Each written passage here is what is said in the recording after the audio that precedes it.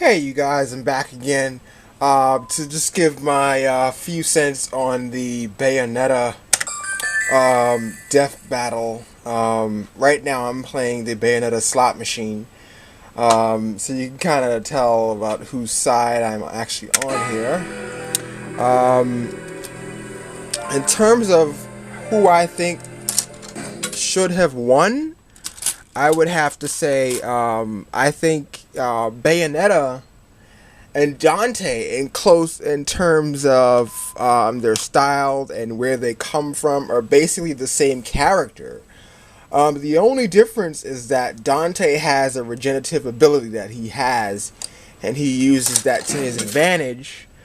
Um, in terms of him cutting off Madame Butterfly's legs like that easily, with 100,000 gigatons of pressure, I don't think that's physically possible for him to do something like that. Um, yeah, I'm just calling it out. I just don't believe that would actually happen with Yamato. I believe he used Yamato to cut off her Madame Butterfly's limbs. And another debate was the fact that her limbs basically weren't. I mean, her body technically wasn't the same, and as in when she fought one of the, I forget the giant angel's name, if I try to enunciate it, Tempera.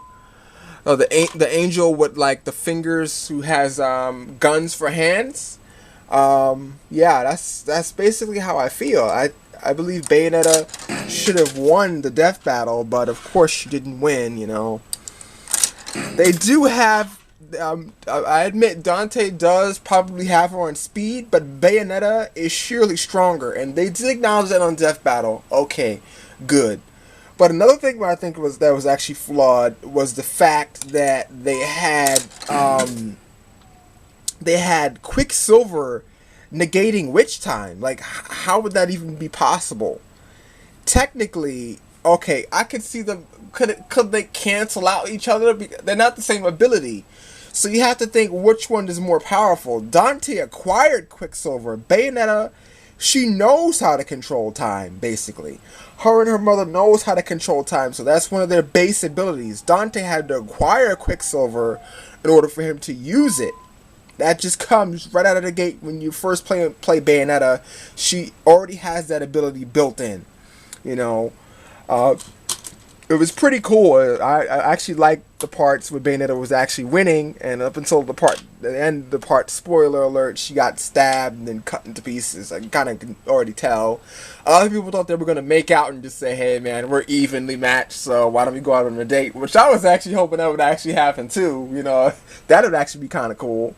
Just to have that, and for them to just do those two things, but they didn't. So it was what it was, and I was a little peeved. But we'll heal, Bayonetta fans, and we'll get over it. Devil May Cry has one of these machines, which I'm thinking about getting for Devil May Cry 4, which looks really cool. And they have one for 3. I don't think they have one for 2, so they do have slot machines for those series. I started collecting Devil May Cry stuff, but when I saw Bayonetta, I saw how much sheer better she was, and it wasn't just that really just attracted me to Bayonetta. What attracted me to Bayonetta was the fact when they explained how her hair is actually her clothes. That's one of the things that actually hooked me on Bayonetta. I was like, what the heck kind of game? And everyone was thinking, if you had to describe the game like this to me, back in the early or late 2000s, when they made a game for 360 called Bullet Witch, I would have thought of something like that. Bullet Witch was a cool game, but it got a lot of melancholy reviews. I would have compared it to that. But when you actually play Bayonetta, it's something out of Devil May Cry. So it just becomes something totally different. I'm talking here, I'm trying to play, so it's going off on the screen. And I'm not really trying to win. I'm just trying to talk to you guys and let this show on the screen as I talk.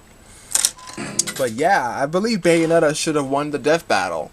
And the fact that they had Trish and Jean, I think a lot of people were saying, had she just been allowed to summon Queen Sheba, Dante probably would have died. The fact is, Dante probably would have died because there's no way Yamato is gonna cut down the hand a size of a planet. We're talking like Asura's Wrath.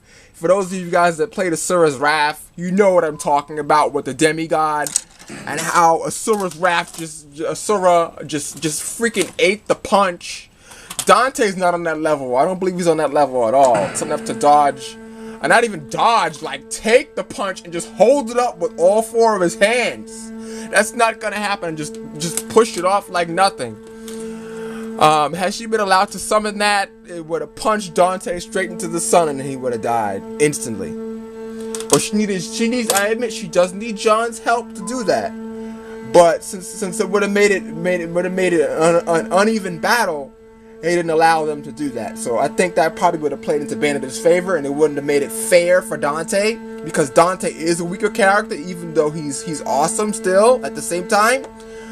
Yeah, that's how I feel on it, you know.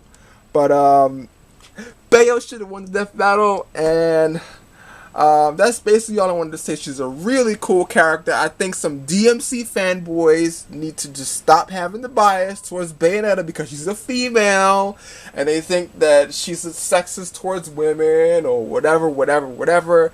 Try the game out. It's really fun, and it's really addicting. Like, what hooked me into Bayonetta was mainly the combat.